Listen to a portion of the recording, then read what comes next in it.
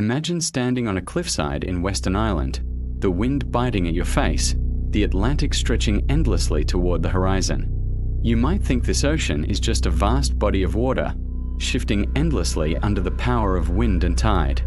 But beneath its surface lies something far more powerful, an invisible river, a planetary conveyor belt, a heartbeat of Earth's climate.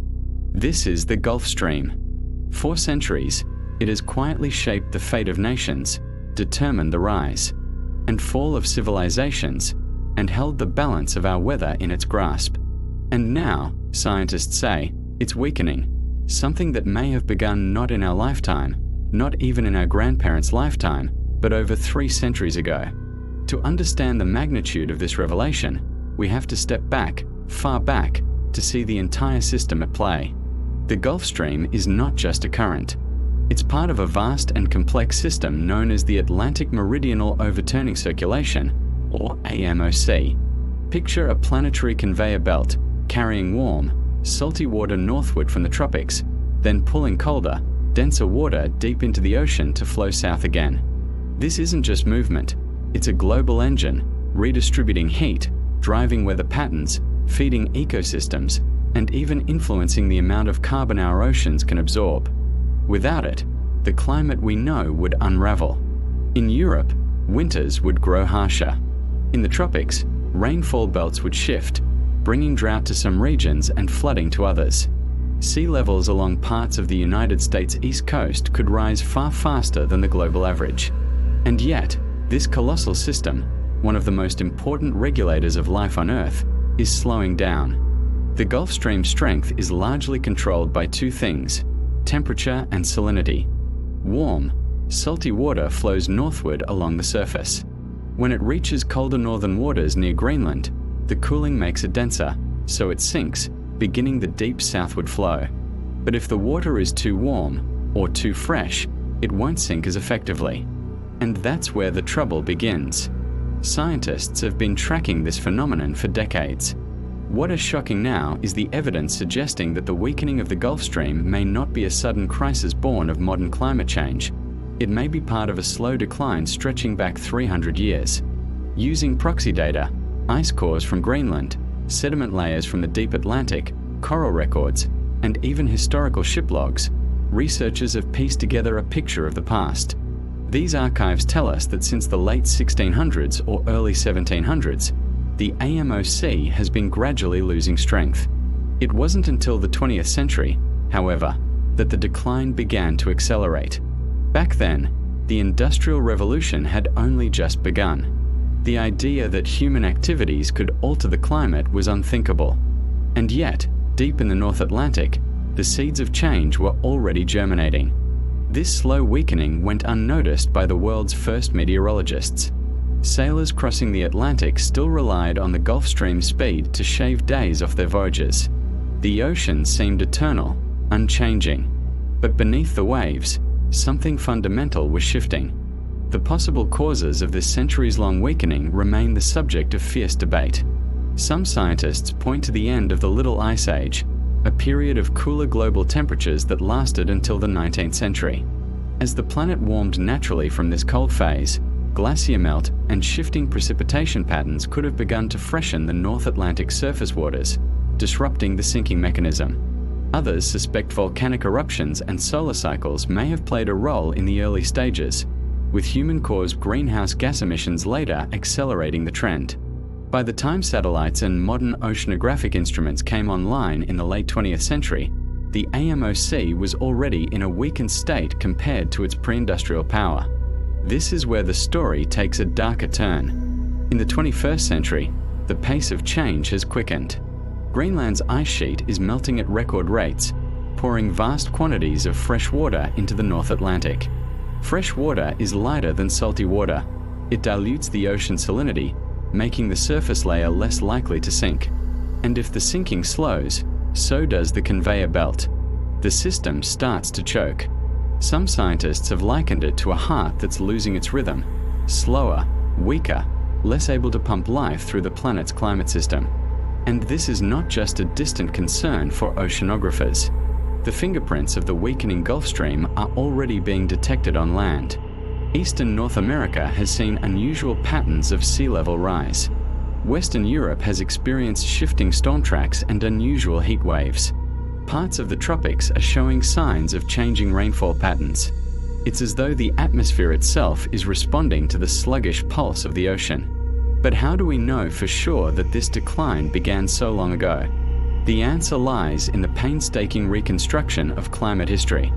In the seafloor sediments of the Atlantic, researchers have found microscopic shells of foraminifera, tiny marine organisms whose chemical makeup records the temperature and salinity of the water in which they lived. Layer by layer, year by year, these shells reveal a slow but steady trend toward a weaker overturning circulation. Coral skeletons, too, preserve chemical clues about past ocean currents. Even the written logs of 18th and 19th century sailors provide indirect evidence, changes in sea surface temperatures and wind patterns that match the story told by the geological record. Together, they form a picture that is both compelling and troubling. This is not a blip. It's a centuries-long trajectory. And the more we learn, the more urgent the questions become. If the Gulf Stream has already been weakening for 300 years, what does that mean for the decades ahead? Could we be approaching a tipping point, one from which recovery is impossible? Could the AMOC, in our lifetime, collapse entirely?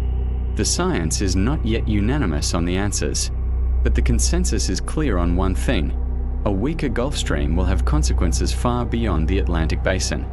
And the signs of those consequences are already beginning to show.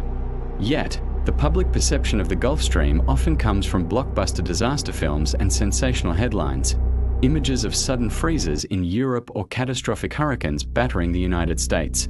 The reality is both more subtle and more insidious. A gradual, decades-long rearrangement of the world's climate patterns may not look dramatic in a single human lifetime, but for ecosystems and societies that depend on stability, it's potentially devastating. Even the smallest shifts in ocean currents can alter where fish populations migrate, how crops grow, and where fresh water falls as rain. And here's the unsettling part. Scientists now believe that human activity has moved us from the slow, natural background changes of the past 3 centuries into a new, accelerated phase. One in which the pace of weakening is no longer measured in centuries, but in decades. The story of the Gulf Stream is no longer just a tale of ancient ocean rhythms, it is a countdown. For centuries, the Gulf Stream was seen as a force of nature so constant, so unshakable, that its presence was taken for granted.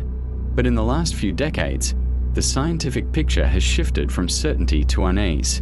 The truth is, we only began directly measuring the AMOC in 2004.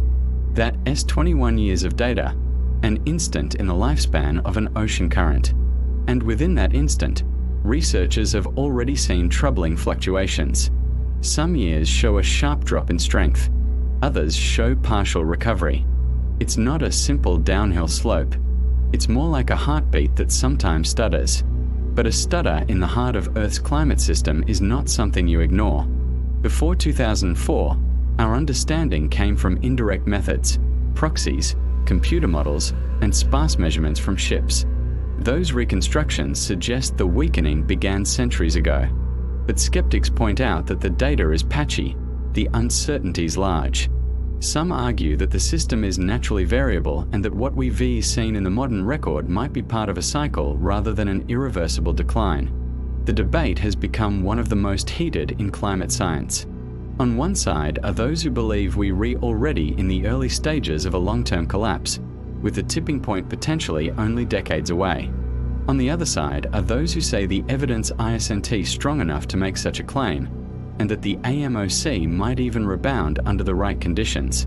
But here's the problem. The consequences of guessing wrong are enormous. The AMOC is like a giant flywheel in the climate system. Once it slows past a certain threshold, there's no quick way to start it again. It could take centuries to recover, if it recovers at all. That's why even the possibility of a collapse demands attention. The models show that if we continue on our current emissions path, the weakening will accelerate. Greenland's ice sheet, losing hundreds of billions of tons of ice each year, is pouring fresh water into the North Atlantic. Heavy rainfall patterns in the Arctic and subarctic are adding to the dilution. All of this fresh water acts like a lid on the ocean surface, preventing the salty tropical water from sinking. Without that sinking motion, the conveyor belt grinds down. But it's not just Greenland. Warming in the tropics increases evaporation, which in turn changes salinity in complex ways. The southern hemisphere plays a role too. Shifts in Antarctic ice melt can send signals through the global ocean network that affect the North Atlantic decades later. It's a planetary scale puzzle, and we are only beginning to understand how all the pieces fit together.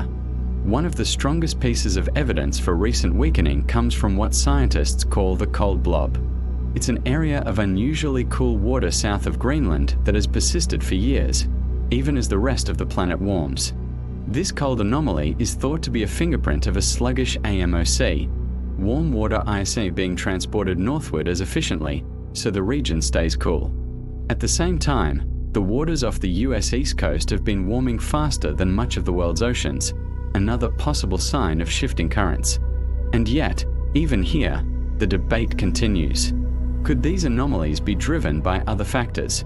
Wind patterns, volcanic eruptions, or random variability? Some climate models can reproduce the cold blob without weakening the AMOC at all. That's the maddening complexity of the climate system. It rarely offers single, simple explanations. But while scientists argue over the details, the signals keep piling up. Deep ocean measurements show subtle but persistent changes in temperature and salinity profiles. Coral records from the Caribbean show shifts in nutrient delivery that match the timing of a weaker overturning circulation. Even weather extremes, like the stalled storms that brought catastrophic flooding to Europe in 2021, have been linked, in part, to altered jet stream patterns influenced by the AMOC's behavior. The real fear is the tipping point. Climate models show that beyond a certain level of freshwater input, the AMOC could abruptly shut down. Not weaken gradually, not adjust and stabilize, collapse. In paleoclimate records, there are examples of this happening. During the last ice age, massive floods of glacial meltwater poured into the North Atlantic, triggering sudden shutdowns of the overturning circulation. The result, in a matter of years, the North Atlantic region plunged into deep cold, while the tropics experienced devastating droughts. These events reshaped entire ecosystems, disrupted human populations, and took centuries to reverse. The question haunting scientists now is, how close are we to crossing that threshold again? The latest Intergovernmental Panel on Climate Change reports classify an AMOC collapse before 2100 as unlikely but not impossible. But even without total collapse, significant weakening could still unleash major disruptions. The margin between safe and disaster may be narrower than we think. And here's the unsettling twist. Some models suggest the AMOC could be more sensitive to warming than we assumed. That means the safe margin might already be behind us. Each new study seems to push the possible timeline closer. Some predict the tipping point could arrive in the late 21st century. Others warn it could come much sooner, within the next few decades. The truth is, no one can give a precise date. The ocean is vast, its rhythm slow, its signal subtle. But the fact that we can T-pin down the moment of collapse doesn't make the danger less real. In fact, it makes it more dangerous. Because once the AMOC shows clear signs of being past the point of no return, it will be too late to stop it. And so, scientists race against time, not just to understand the AMOC's past, but to predict its future. In recent years, research vessels have braved storms to deploy deep-sea moorings that measure currents thousands of meters below the surface. Satellites scan the ocean from above, tracking temperature patterns, sea level anomalies, and changes in salinity. Climate modelers push supercomputers to their limits, running simulations of possible futures, each one a different story, each one carrying different consequences for billions of people. And while the scientists work, the public remains largely unaware. The Gulf Stream still flows. Europe is still relatively warm. The storms and droughts and floods we experience can be blamed on many things. The Great Conveyor Belt of the Atlantic is not something most people feel in their daily lives. And that's the trap. Because this isn't a problem that announces itself with a single, spectacular event. It's a creeping shift. 1 year, the fish are harder to find. Another year, the rains come late. A decade later, a farming region can no longer sustain its crops.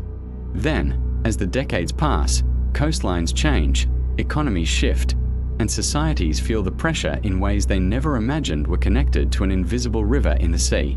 That's the danger of the Gulf Stream's weakening. It hides in plain sight, shaping the world quietly, relentlessly.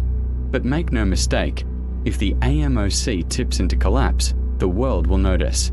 And the changes will be rapid, dramatic, and, for all practical purposes, permanent within our lifetimes.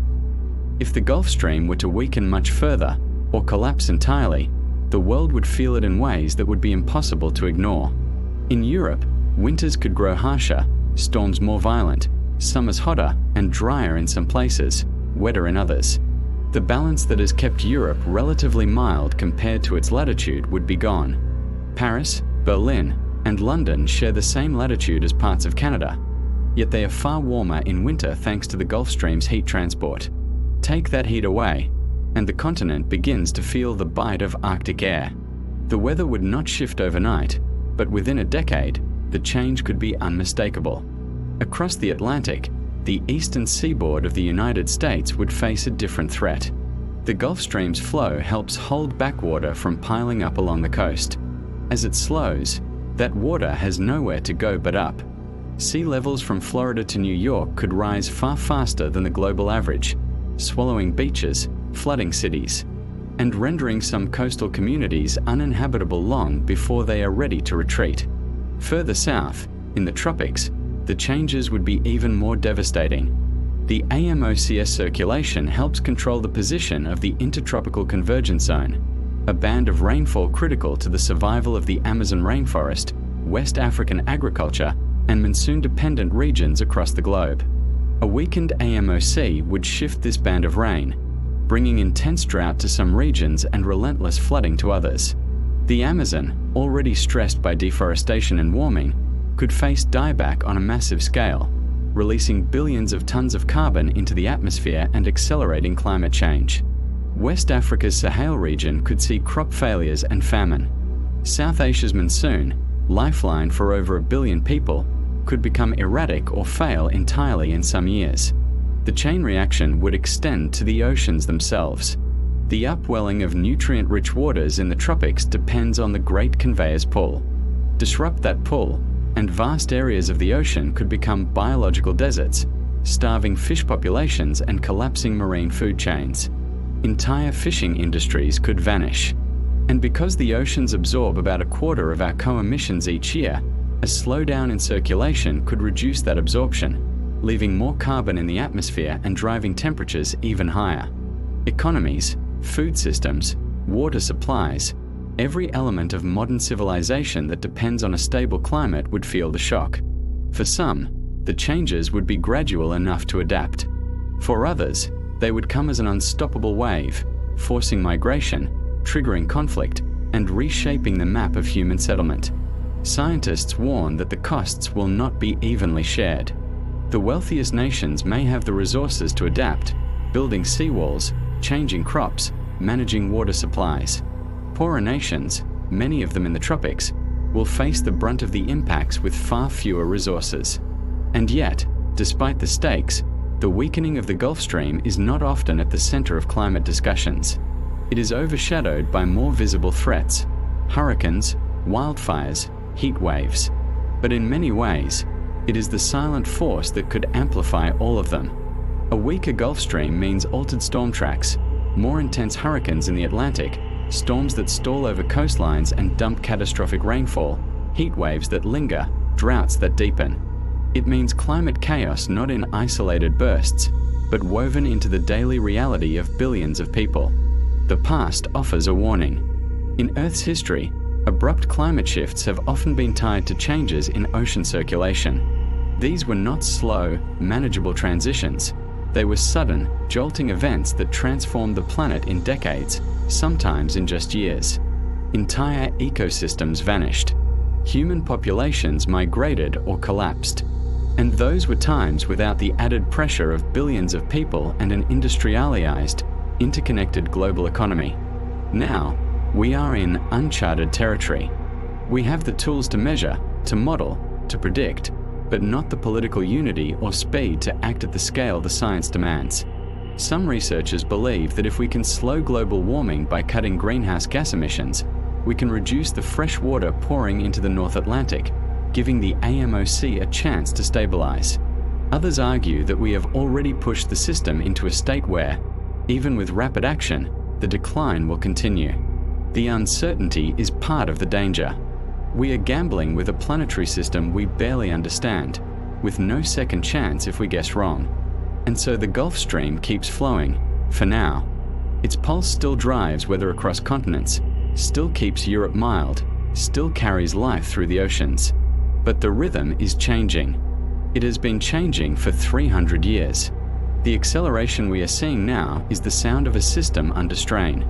Perhaps the most haunting part of this story is that there will be no single day, no headline, no clear moment when we can say, the Gulf Stream has collapsed. It will be a process, subtle at first, then unmistakable. By the time the signs are undeniable, the path back will be closed. We may already be closer to that moment than we realize. Somewhere beneath the waves, in the dark, cold depths of the North Atlantic, the great conveyor belt slows another fraction. Above, the winds shift. The rains falter. The seas rise. The world changes, not in a way we can see in a single glance, but in a way that will define the century. And when future generations look back, they may ask why we ignored the warnings, why we let the heartbeat of the planet falter. Or perhaps, if we act now, if we cut emissions, protect ice sheets, and listen to the science, they will tell a different story. One in which we recognized the danger in time and gave the Gulf Stream a chance to keep flowing, carrying with it the balance of life on Earth. But for now, the current continues its long, slow struggle. And in the silence of the deep, the ocean holds its secrets, waiting to see what we will choose.